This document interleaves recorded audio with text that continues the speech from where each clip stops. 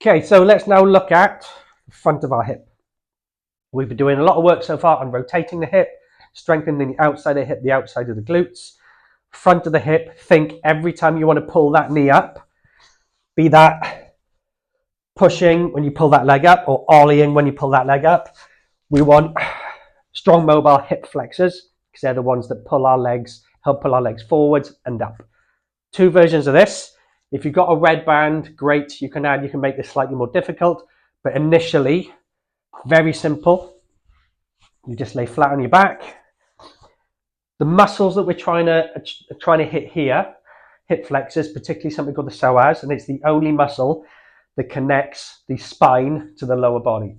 Big, thick, deep muscle. So I want you to think of that muscle like a rope that lengthens and then shortens, and then lengthens and then shortens. So that's the movement we're trying to get with this. So I'm going to lay one leg bent.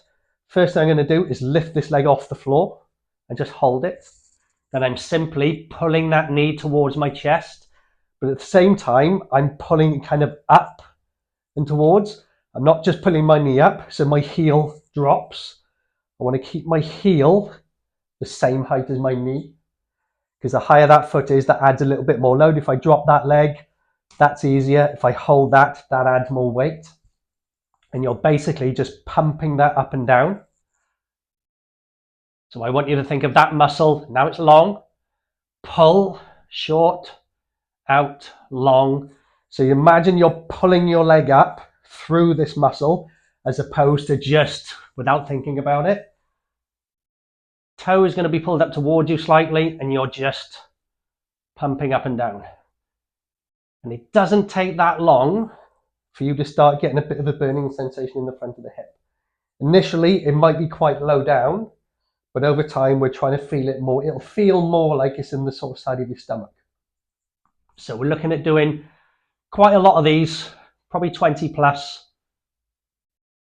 Again, upper body's totally relaxed. It's a good idea to match your breathing to the movement here. So you might exhale on the way down, inhale on the way up. So it'd be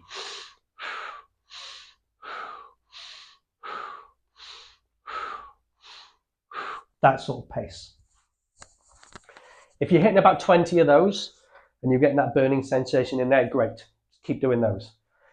If you want to add a bit of load, just get a red resistance band, attach it to something strong. Hopefully this won't pull my TV over. And then you want to wrap it cross so it goes behind your ankle and then around the front of your foot. So now I'm going to do exactly the same thing, but now I've got a bit of resistance. So that's more resistance there and less resistance there. And immediately, that is way more challenging.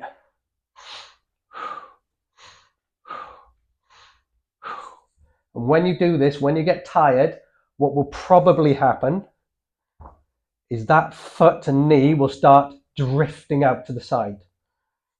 Okay, that means you're not using your hip flexors as much. They're getting tired, so your leg will do whatever it needs to do because it thinks it's doing too much work there. And that means your leg will just drop out to the side.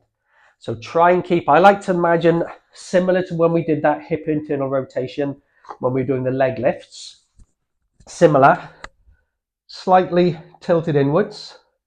So my knee stays roughly in line with my shoulder. If it starts drifting out to the side, there, then there's not as much working here. So we want to kind of keep that moving roughly in a straight line. And like I said, if you're getting that burning sensation, the front of the hip here, that's exactly what we're looking for. And this wants to be quite uncomfortable. Like I said, 20 reps, it might be 30.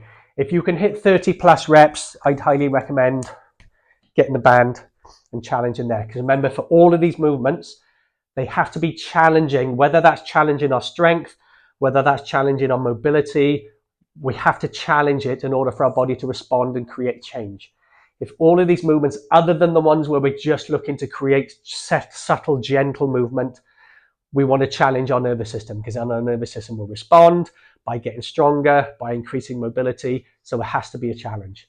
But yeah, I highly recommend getting one of these bands anyway, because there's loads you can do with them. They're only about £7. But if you're going to get one, red one's best initially, because you can do loads more with a red. That's the kind of second strongest one.